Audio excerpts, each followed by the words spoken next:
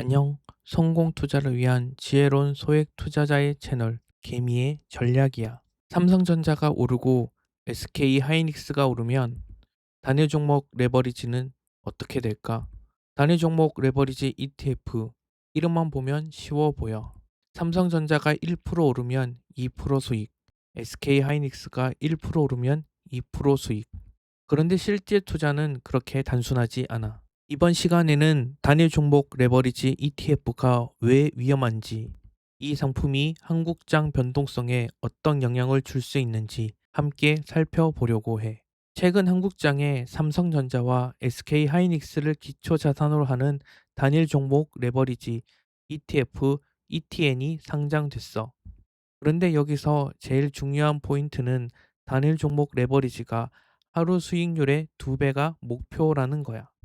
내가 며칠 동안 들고 있는 기간 전체 수익의 2배를 보장하는 상품이 아니라는 거지. 예를 들어 볼게. 어떤 주식이 100원에서 30% 오르면 130원이 돼. 그런데 그 다음날 다시 30%가 빠지면 100원으로 돌아오는 게 아니야. 91원이 되는 거지. 그럼 2배 레버리지는 어떻게 될까? 일반 주식이 30% 오를 때 60%가 오르게 되어 있으니까 100원에서 60% 올라서 160원이 돼. 하지만 그 다음 60%가 빠지게 되면 64원이 되는 거야. 이게 바로 음의 복리 효과야. 오르고 내리는 흐름이 반복되면 주식은 크게 빠지지 않은 것처럼 보여도 레버리지 상품은 훨씬 더 큰 손해를 입을 수 있어. 그래서 레버리지는 장기 투자 상품이라기보다 짧은 기간 방향을 맞추는 고위험 매매 상품에 가까워. 삼성전자가 좋은 회사인 것과 삼성전자 레버리지 ETF가 좋은 투자인 것과는 완전히 다른 문제인 거지. 두 번째 위험은 괴리율이야. ETF는 실제 가치와 시장에서 거래되는 가격이 항상 딱 맞는 게 아니야.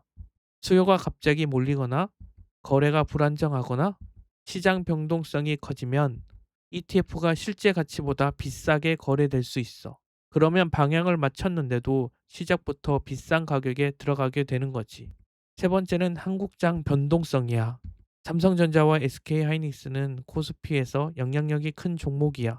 그런데 이런 종목에 단일 레버리지 자금이 한 번에 몰리면 장중 수급이 한쪽으로 쏠릴 수 있어.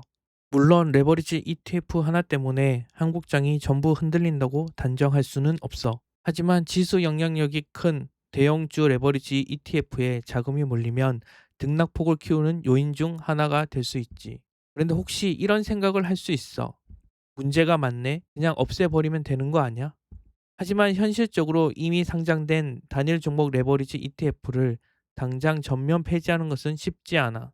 이미 제도가 열렸고 상품이 상장됐고 투자자들도 들어와 있기 때문이야.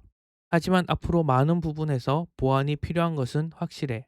괴리율 관리, 유동성 공급자 관리 강화, 투자자 교육 강화, 기본 예탁금 기분 조정, 신규 상장 제한 같은 방식이야. 앞으로 어떻게 통제하고 관리하느냐는 현실적인 문제가 남은 거지.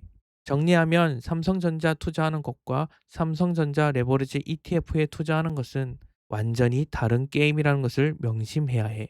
레버리지는 단순히 2배 수익 상품이 아니야. 2배의 위험성과 2배의 수익성을 함께 가지고 있는 상품이지. 마지막 한 줄로 정리할게. 삼성전자와 삼성전자 레버리지 ETF는 완전히 다른 종목이다.